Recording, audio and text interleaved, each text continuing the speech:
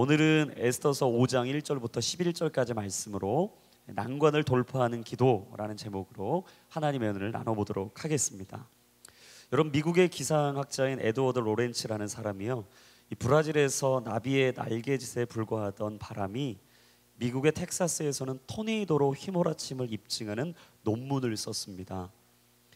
그 논문은 우리가 너무도 잘 알고 있는 일명 나비 효과 이론이다라고 이야기를 하죠.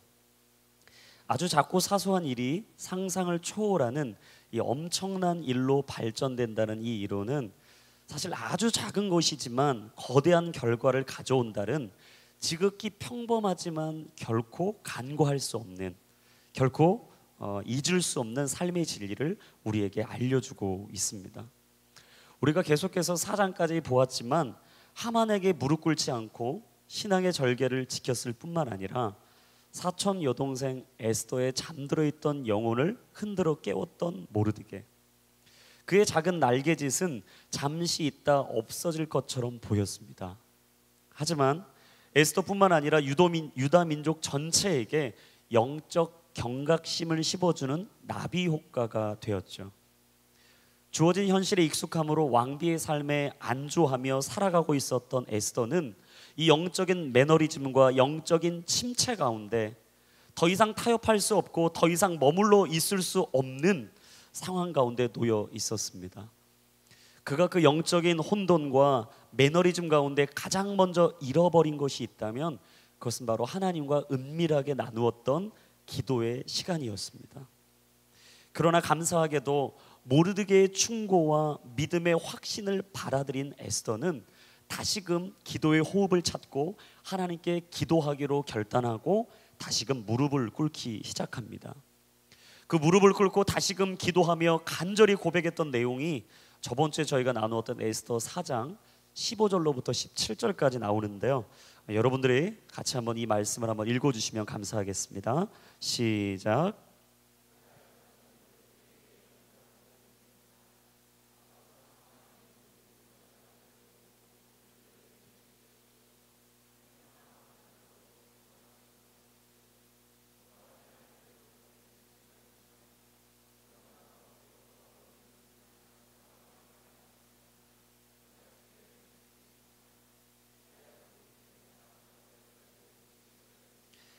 사랑하는 여러분, 크리스천들이 삶에 익숙함, 이 삶의 매너리즘에 빠지게 되면 가장 먼저 잃어버리는 것이 있는데 그것이 바로 기도입니다.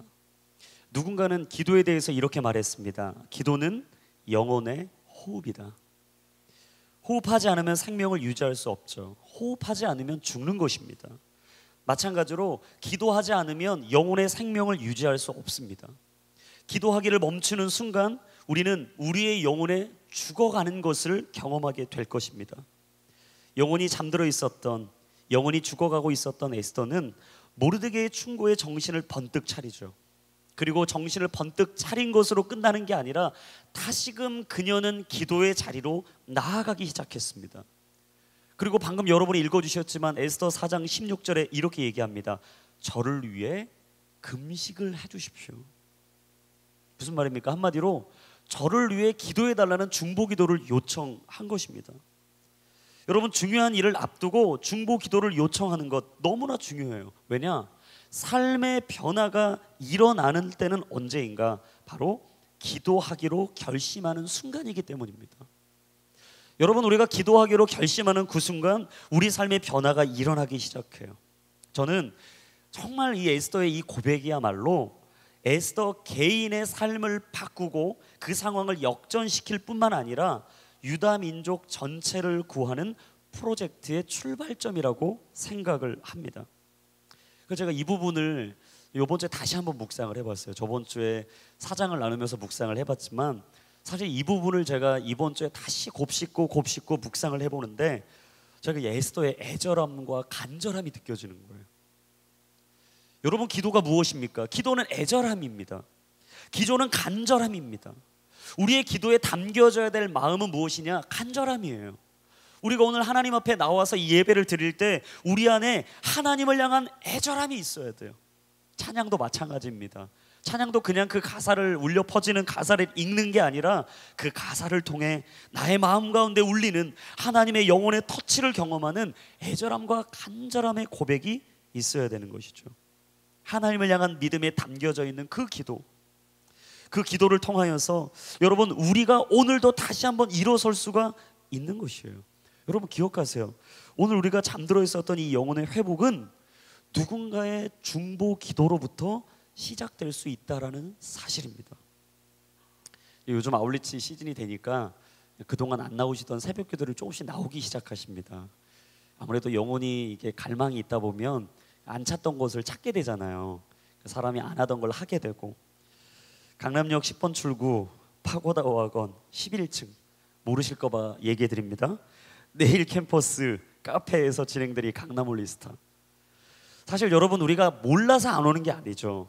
여러분이 강남역 1번 출구인지 10번 출구인지 몰라서 안 오는 게 아니에요. 파고다 어학원 11층인지 5층인지 몰라서 오는 게 안 오는 게 아니죠. 사실 알면서도 익숙함에 젖어가고 매너리즘에 빠져가는 나의 삶을 변화시킬 다시 한번 용기를 갖지 않을 때 우리는 그 자리 찾지 않게 된다는 거예요.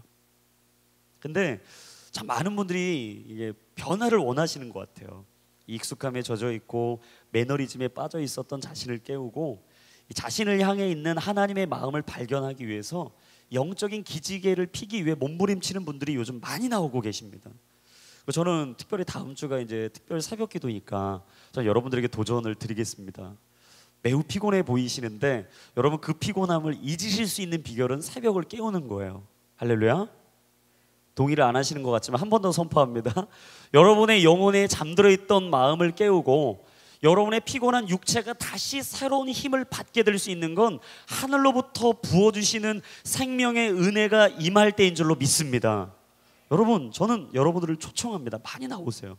기도의 불을 지펴주시고 여러분의 기도 삶뿐만 아니라 다른 영혼을 살릴 수 있는 중보 기도의 불을 특별히 좀 여러분 지펴주셨으면 좋겠어요. 제가 이번 주에 있었던 일입니다. 이번 주에 이제 서빙고의 대학 청년부 사무실에서 이제 일을 하고 있었어요. 여러 가지 일을 하면서 이제 간사님하고 교육자들이 이제 두고받는 이제 대화가 다 들리는 거예요. 저는 제 일을 열심히 하고 남의 이야기 잘 안 듣는 스타일인데 이상하게 그 이야기가 제게 막 들리는 거예요. 근데 그 간사님이 그 교육자분에게 이렇게 이야기합니다. 저는 이번 아울리치 가는데 제가 금식을 세상에 9번을 하는 거예요. 9번. 제가 거기까지 듣고는 야 훌륭하다. 아니 금식을 9번이나 하다니. 저는 막 스스로 회개하면서 우리 간사님 훌륭하다. 모두가 다 감탄에 막 훌륭한 분이다. 여기까지가 좋았어요. 근데 그 다음이 문제입니다. 간식이 나왔어요. 지포가 나왔습니다. 지포. 여러분 지포가 나오니까 냄새가 막 진동을 하지 않습니까? 분명히 방금 전까지 9번의 금식으로 자신의 영혼을 막 훌륭하다고 막 다스리면서 응원하고 있었던 그분이 그 냄새가 스물스물 퍼지기 시작하자 갑자기 얘기하기 시작하는 거예요. 나 지금 금식 끝나면 당장 저걸 먹어야지. 11시 59분만 돼봐. 내가 당장 저걸 먹을 거야. 중요한 사실은 여러분 그 이야기를 하면서 저희가 하고 있었던 대화의 시간은 저녁이었어요. 그러니까 그분이 11시 59분은 점심 11시 59분이 되는 게 아니라 저녁 11시 59분 그 저녁 늦은 밤이 넘으면 내가 당장 이걸 먹겠다는 아주 먹겠다는 일념에 강한 의지를 보이고 있는 거예요. 근데 여기서 끝나는 게 아니라 그 이야기를 듣는 한 교육자분이 이렇게 얘기하는 겁니다.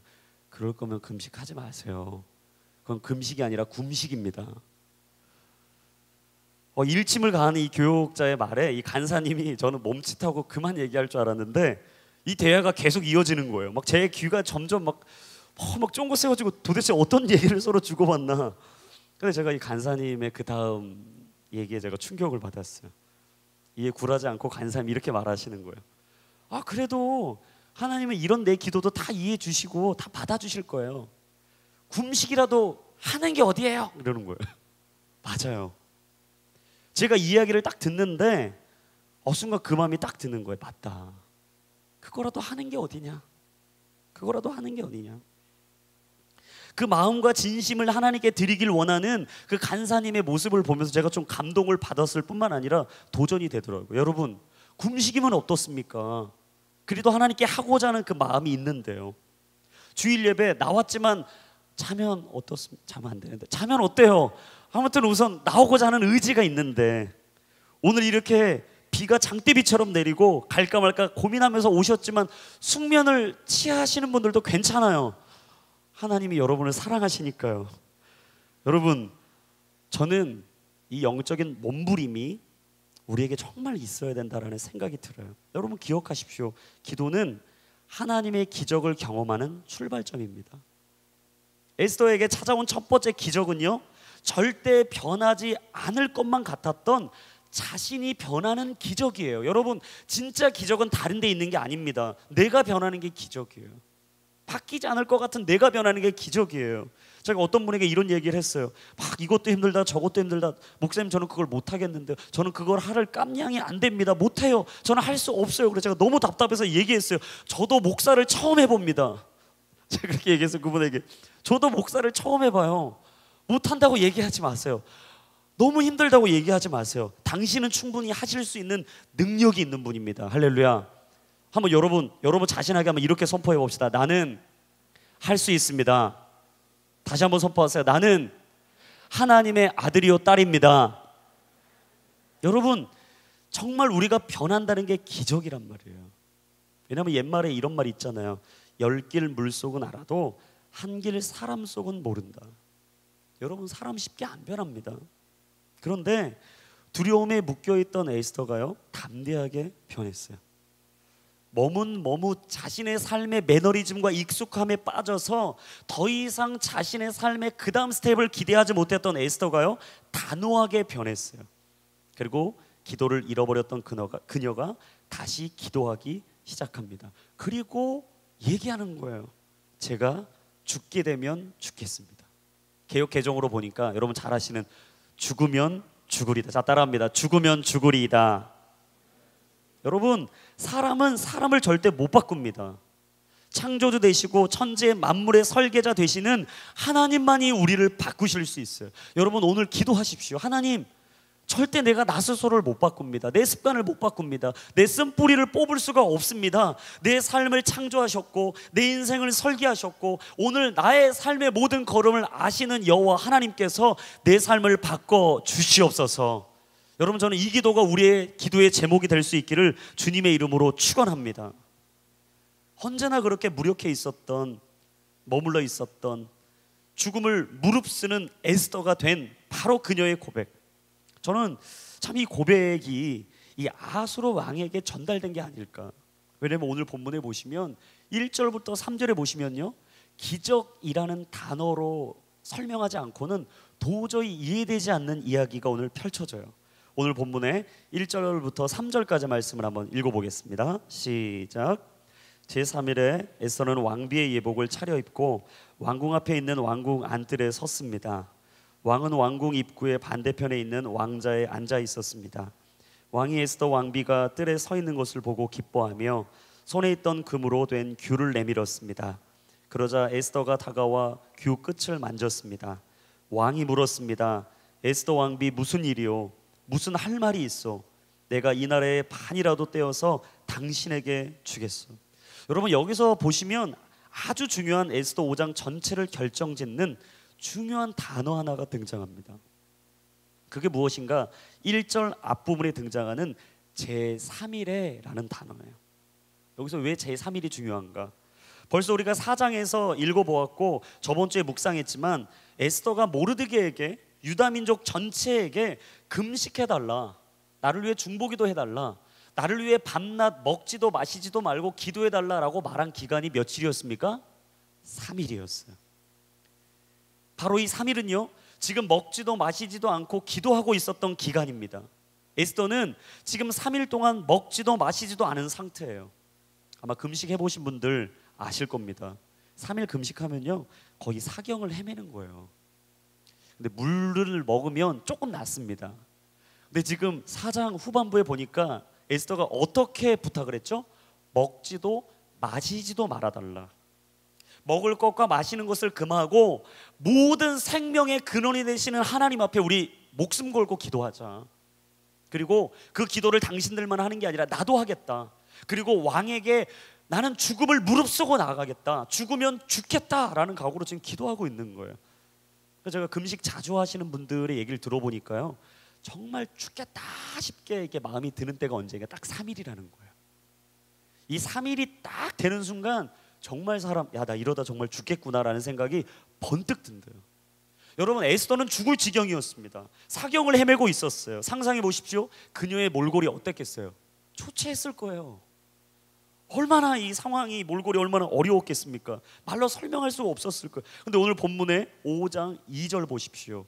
에스더의 모습을 보고 아하수에로 왕이 어떻게 했다고요? 기뻐했다라고 말, 기뻐했다. 근데 개역 개정으로 보니까 이렇게 얘기합니다. 왕후 에스더가 뜰에 선 것을 본즉 매우 어떻게 했다? 사랑스러웠다. 아니 3일 동안 금식해서 초췌했는데 어떻게 그녀가 그렇게 사랑스러워 보일 수 있을까? 여러분 상식적으로 생각해 보세요. 여러분이 마음에 든 사람이 여러분 옆에 있는 거예요. 오늘 아무 기대 없이 막 비 쫄딱 맞고 와서 아우 막 비가 왜 이렇게 오는 거야, 막 머리 막 휘날리면서 딱 앉았는데 괜찮은 사람이 옆에 있는 거예요. 내가 그동안 그리고 기도했던 그가, 때로는 또 그녀가 지금 그 옆에 앉아 있는 거예요. 지금 옆에 보시면 큰일 납니다. 앉아 있는데 지금 내 모습이 오늘 너무 초췌한 거예요.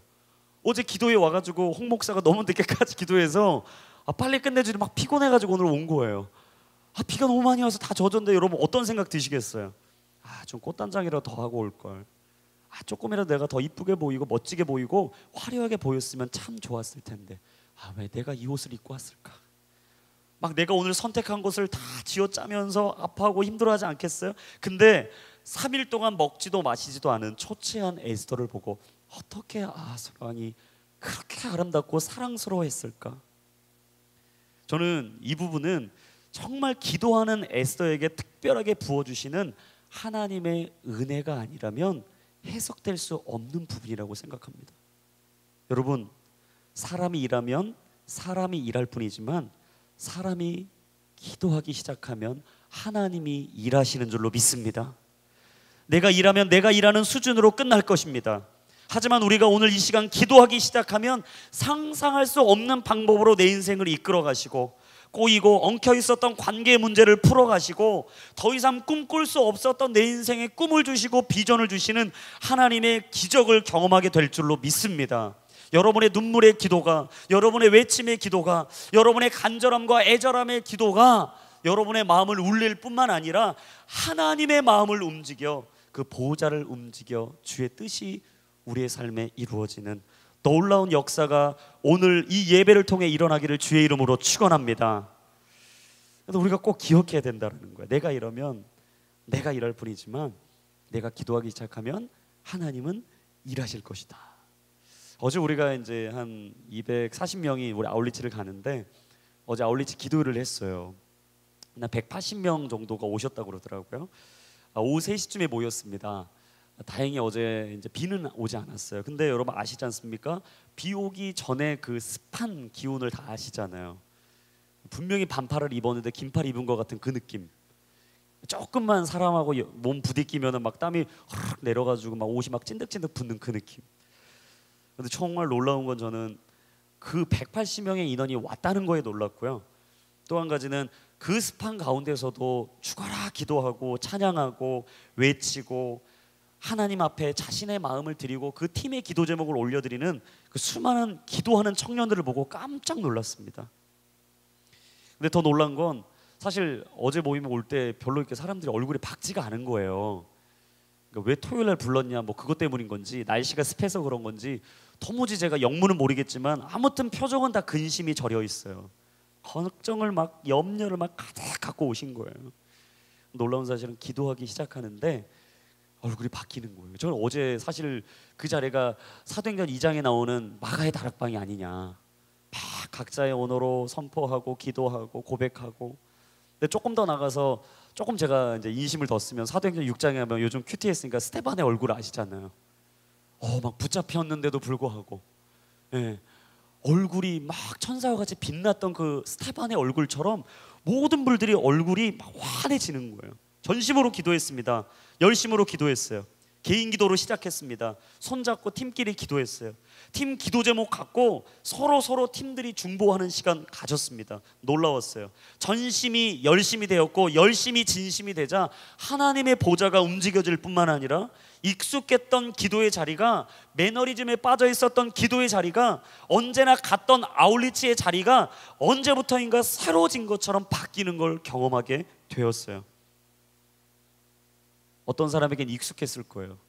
어떤 분에게는 아무런 기대 없이 오셨을 거예요. 아니, 뜨거운 여름 그냥 한번 가보자 라는 생각으로 왔지만 기도하기 시작하자 어제부터 그 아울리치는 시작된 거예요. 여러분 기억하십시오. 기도할 때 영적인 주도권은 바뀌는 줄로 믿습니다.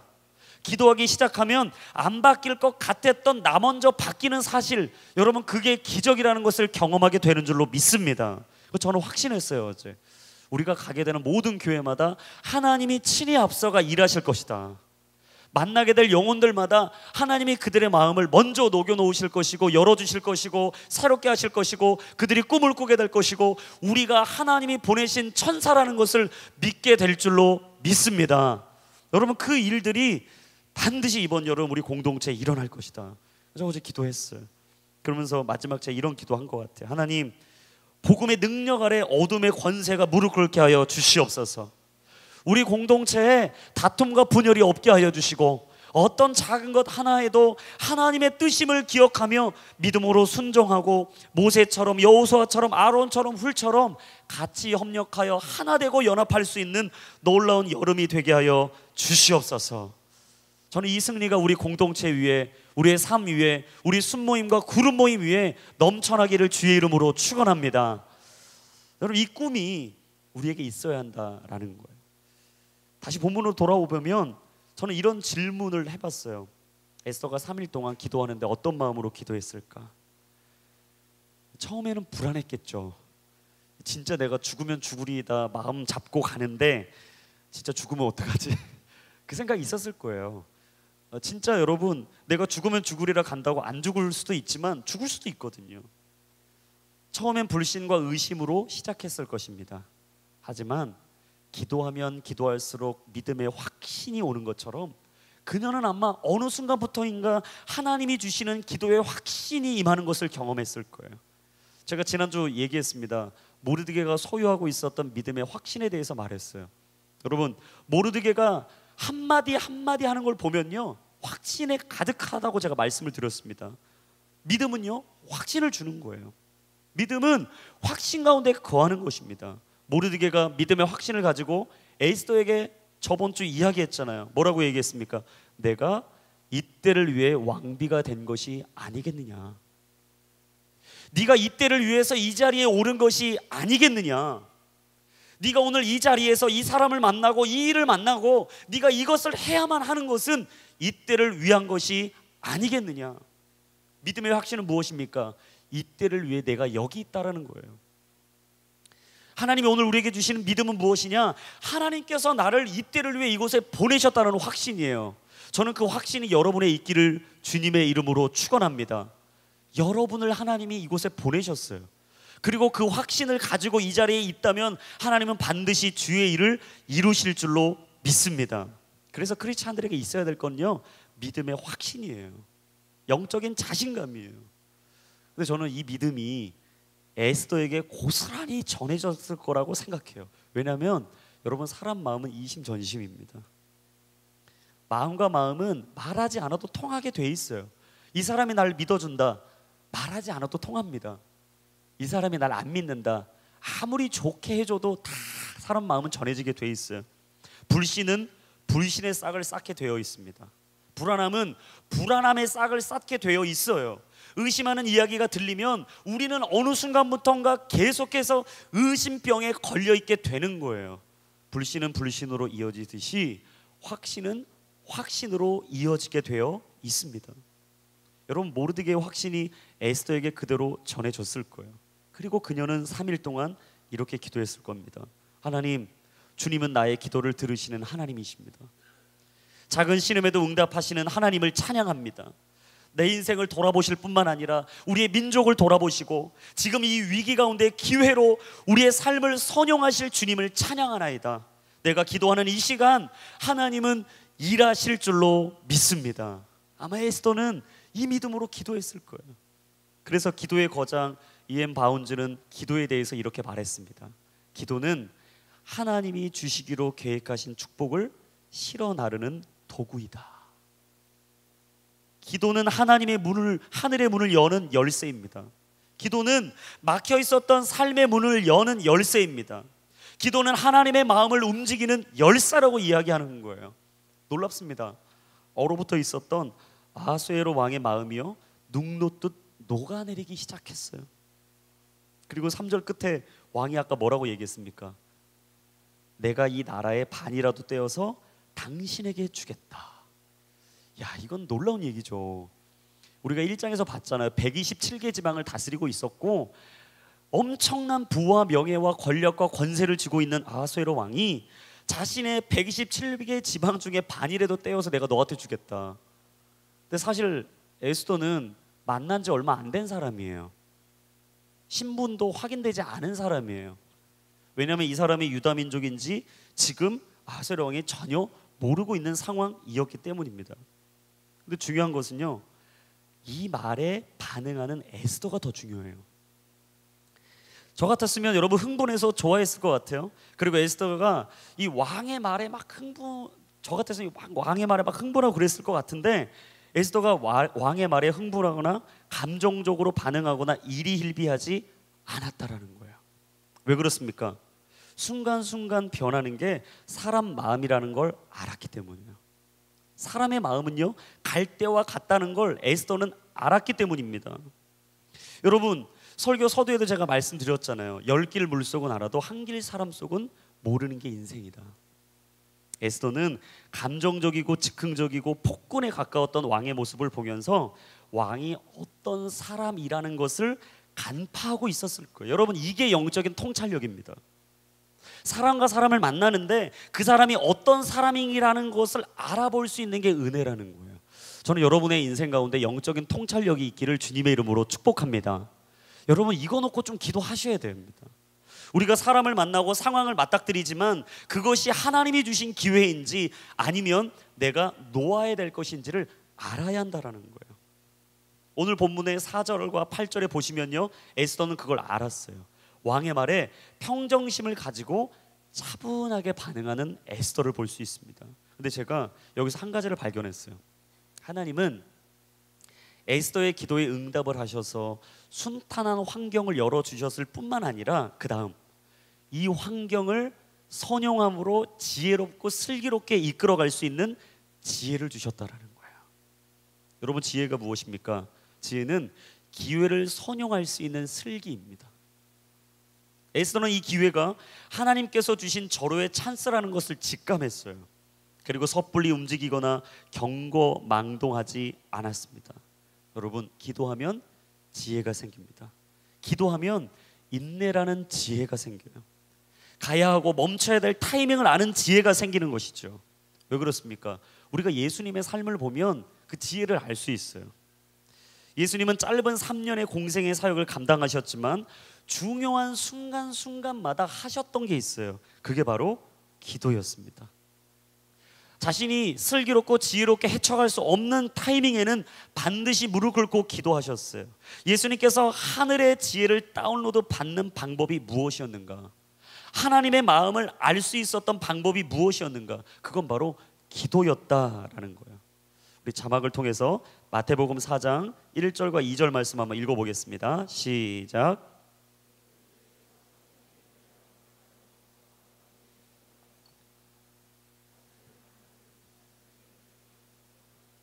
여러분, 예수님의 공생애가 시작되는 아주 중요한 시점이었습니다.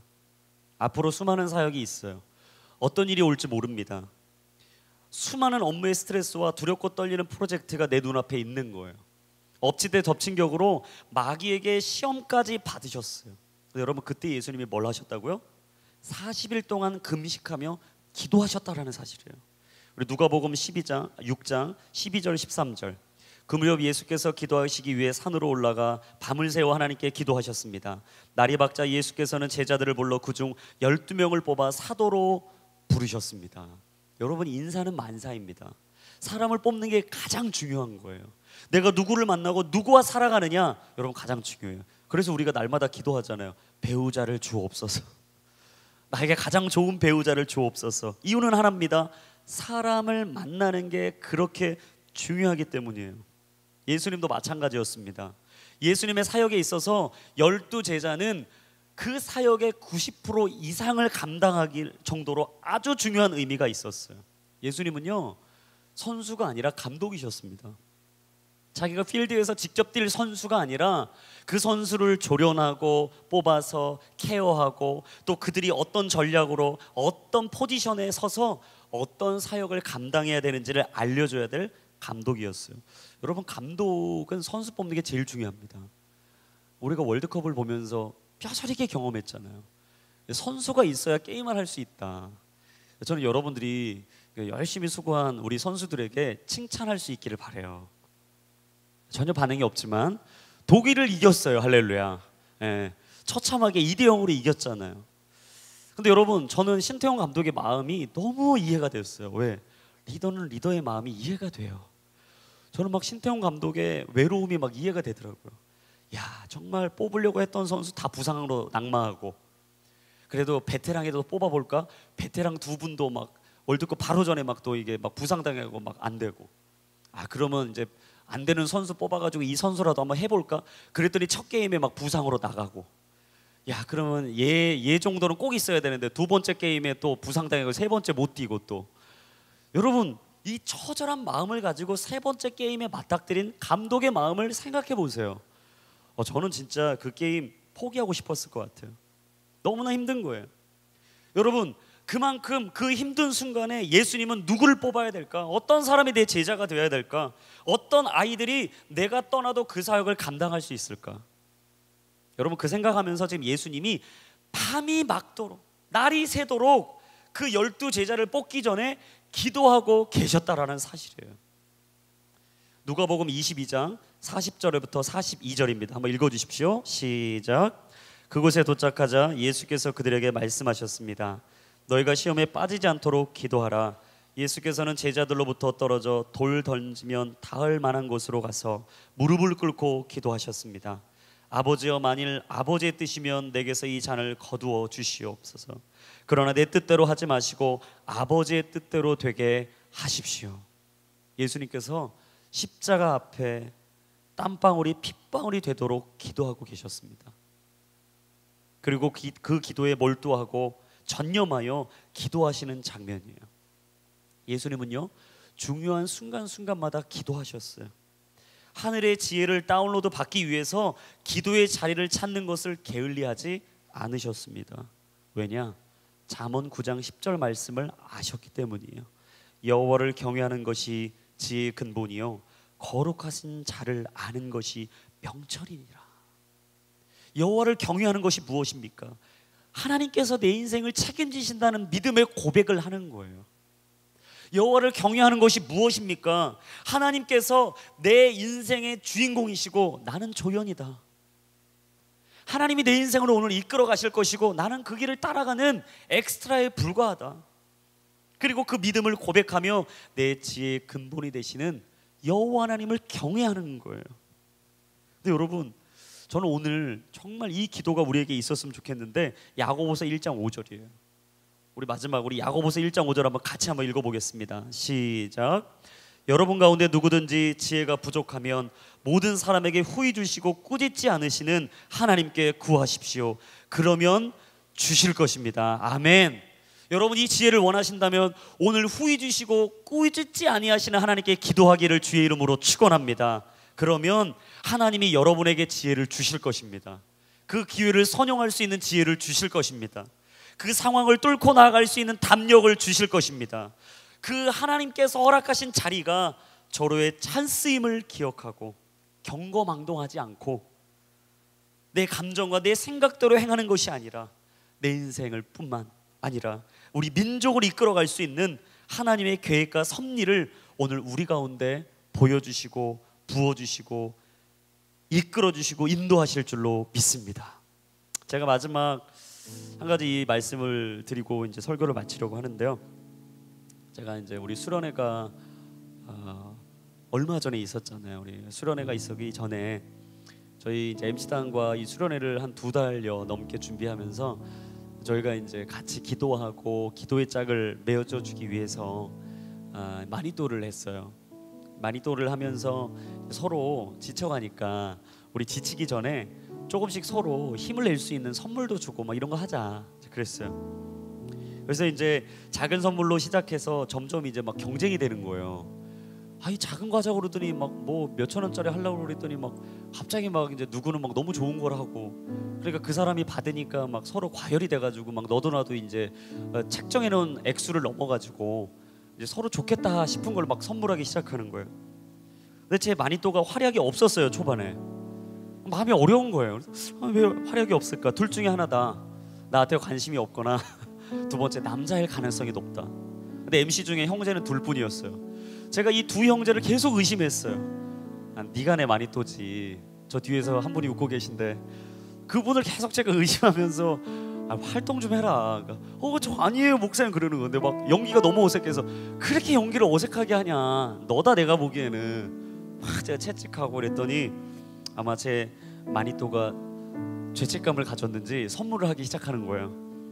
나중에 이제 결론은 형제가 아니었어요. 자매였는데 그 마니또가 준 선물이 사실 제가 그동안 늘 뭐 만화로 보고 얘기로도 듣고 설교로도 많이 들었던 책 한 권이었습니다. 여러분 너무나 잘 아시는 백악관을 기도실로 만든 대통령 링컨, 이 링컨에 대한 책이었어요. 근데 제가 참 이분에 대해서 깊이는 알지 못했는데 제가 준 선물이니까 다 읽어야 되니까 읽기 시작했어요. 근데 내용이 너무나 쉽고 심플하니까 금방 읽히는 거예요. 문장도 딱딱 이게 잘 이게 옮겨 놓으셨고 정말 책이 괜찮은 것 같아요. 그래서 그분의 일대기를 쭉 읽는데 너무 감동적이에요. 어머니가 그 아들을 기도로 키웠고 기도하는 것만큼은 하루에 절대 빼놓지 않도록 아들을 교육시켰고,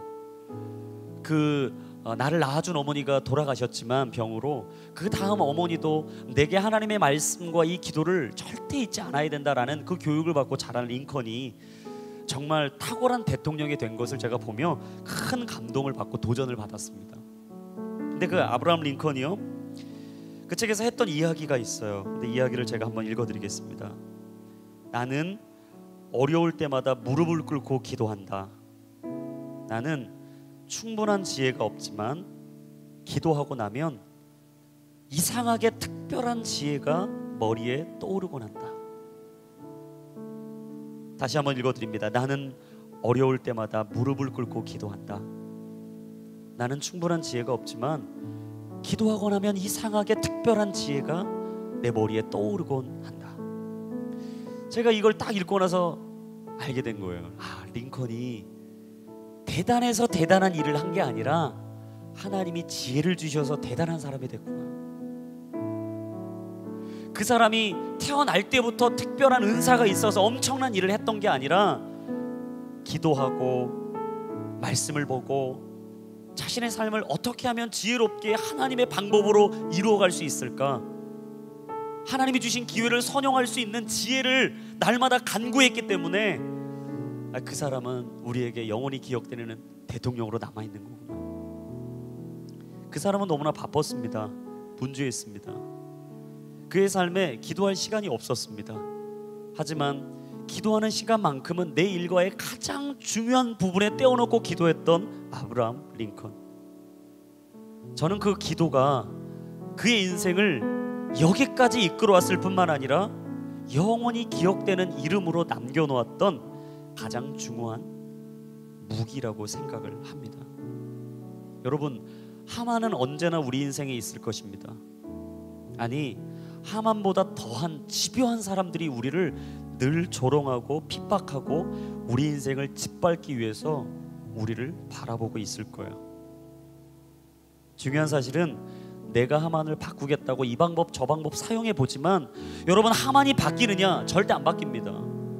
그 상황이 바뀌느냐? 안 바뀝니다. 아니, 더 교활하고 더 치명적인 방법으로 우리를 괴롭힐지도 몰라요. 아니, 내가 그 자리를 떠나서 하만 없으면 살겠다 했는데 하만보다 더한 사람 만날 수도 있어요. 저는 말씀드리고 싶습니다. 하만 때문에 시간 낭비하지 않으셨으면 좋겠어요. 하만 때문에 여러분의 에너지를 낭비하지 않으셨으면 좋겠어요. 오히려 그 시간에 기도하기로, 그 시간에 하나님을 붙잡기로, 내가 그 시간에 하나님과 씨름하기로 결단할 수 있기를 바랍니다. 왜인가? 창세기에 등장하는 야곱의 인생은요, 야복 강가에서 하나님께 기도하기로 결단하는 순간 인생이 바뀌었기 때문입니다. 야곱의 인생은 하나님께 기도하기 전과 기도한 후로 바뀌었어요. 그가 기도하기 전에는 형의 뒷발꿈치를 잡는 인생이었을 뿐입니다. 늘 원망했어요. 작은 것에도 분노했어요. 늘 두려워했어요. 그래서 삼촌 집에 떠났어요. 자기가 지은 죄를 회개하지 않았어요. 왜 이 일이 내게 있느냐고 늘 언제나 두려움 속에, 원망 속에, 분노 속에 살았습니다. 하지만 놀라워요. 야복 강가에서 지쳐 있었던 야곱이 하나님과 씨름하고 기도하기 시작하자 그 인생이 바뀌는 거예요. 왜 내 인생의 문제가 이렇게 꼬이고 얽히고 망가져 있었는지 이해되기 시작하는 거예요. 어디서 내 삶의 문제를 풀어야 되는지가 보이는 거예요. 이 사람이 하나님이 내게 주신 사람인지 아닌지 통찰력이 생기기 시작하는 거예요. 지금 내가 형 에서에게 화해를 요청해야 되는 것인지 아니면 잠깐 멈춰 있어야 되는 것인지 지혜가 임하기 시작하는 거예요. 놀랍죠? 하나님이 그의 이름을 바꿔주죠. 이스라엘로. 여러분, 기도의 자리는 바로 그런 곳입니다. 이전에 내 인생을 지워버리고 하나님이 주시는 비전과 꿈을 보는 자리예요. 이전에 있었던 내 인생의 절망과 원망과 분노를 벗어버리고 다시 주님 앞에 달려가는 자리, 바로 기도의 자리인 거예요. 여러분, 앞으로 나아갈 수도 없고 뒤로 돌아설 수도 없는 상황 가운데 있다면 하나님이 길이 되심을 기억하고 기도하십시오. 놀라운 것은 기도할 때 절대 변하지 않을 것 같던 내 마음부터 변하기 시작할 겁니다. 제가 많은 청년들과 상담을 하면서 너무나 안타까울 때가 있어요. 인생이 너무 힘들고 지치다는 거예요. 산다는 게 이런 거라면 죽는 게 낫다라고 얘기하는 거예요.